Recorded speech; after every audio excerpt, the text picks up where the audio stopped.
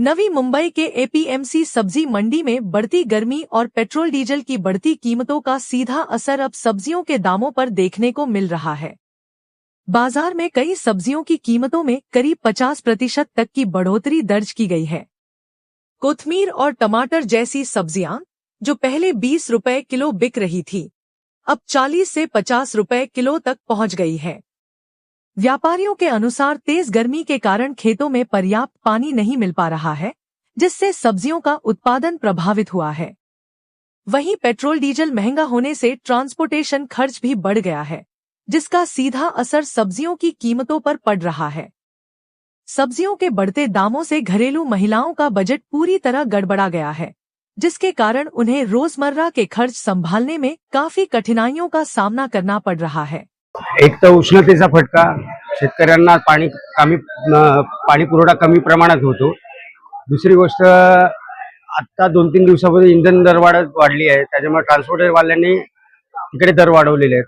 त्यामुळे टोमॅटो असो, कोथिंबीर असो, भेंडी असो, गवार असो, सगळ्या भाज्या सगळ्या महाग झालेल्या आहेत। आता म्हणजे 30-40% दरवाढ झालेली आहे। म्हणजे 20 रुपये किलो टमाटे होते ते 50 रुपये किलोवरती आलेत होलसेल मार्केटला। 10 रुपयाची गड्डी होती ती 40 रुपये गड्डी झाली आहे कोथिंबीरीची। पुदिना 8 रुपये 5 रुपयाला मिळायचा तो आता 25 रुपये 30 रुपयाला पुदिना मिळायला लागलेला आहे। पालक असो, म्हणजे इतर भाज्या, भेंडी 40 रुपये किलो होती ती 80 रुपये 100 रुपये किलो झाली आहे मार्केटला। प्रत्येक भाज्यांमध्ये सगळ्यांची दरवाढ झालेली आहे। आता आवक खूप कमी प्रमाणात झाली आहे, का ट्रान्सपोर्ट खूप वाढलेलं आहे। ट्रान्सपोर्ट वाढल्यामुळे शेतकरी माल टाकत नाहीये, त्याच्यामुळे आवक कमी झाल्यामुळे दर पण वाढतात आहे। नाही, हे कंटिन्यू 15-20 दिवस असंच राहणार आहे, जोपर्यंत पाऊस सुरू होत नाही।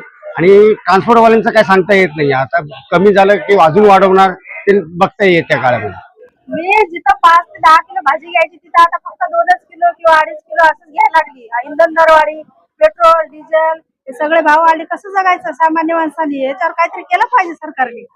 सगळं गॅस आम्हाला जिथं आपला धंद्याचा गॅस आहे तिथं आम्हाला जो 1500-1600 रुपयाला भेटायचा, 2100 भेटायचा, आता तो 3,500-4,000 हजाराचा चाललाय। कसं धंदा करायचा? मी काय समजत नाही मला तर याच्यावर काय उपाययोजना करायला पाहिजे काहीतरी सरकारने। भाजी मी आता फक्त जिथं आम्ही आता माझा धंदा आहे, आपला वडापावचा स्टॉल आहे माझा, गोबी बिगी लागायचा मला 30 ते 40 किलो, त्याच्या जागेवर मी 20 किलो घेतले। आता मिरचीचे पण वाढलेले भाव, जिथं 100ला 2.5-1.5 किलो यायची तिथं किती मला वाटतं आता 250 रुपये सांगायला लागले। ते सामान्य माणसाचं हाल होतात ना खूप याच्यामध्ये, धंदा पण नाही पहिले सारखा। त्याच्यामध्ये नाही वाढवलं तर लगेच कस्टमर बोलतात ना भाव वाढले ते बघत नाही। जसं आपलं तेल वाढलंय, बेसन वाढलं किंवा आपलं भाजीपाले वाढले, गॅस वाढला, त्याच्यावर बोलत नाही। त्यांना आपलं 5 रुपये वाढवले की वाढले याच्यावर लगेच बोलतो असं होतं।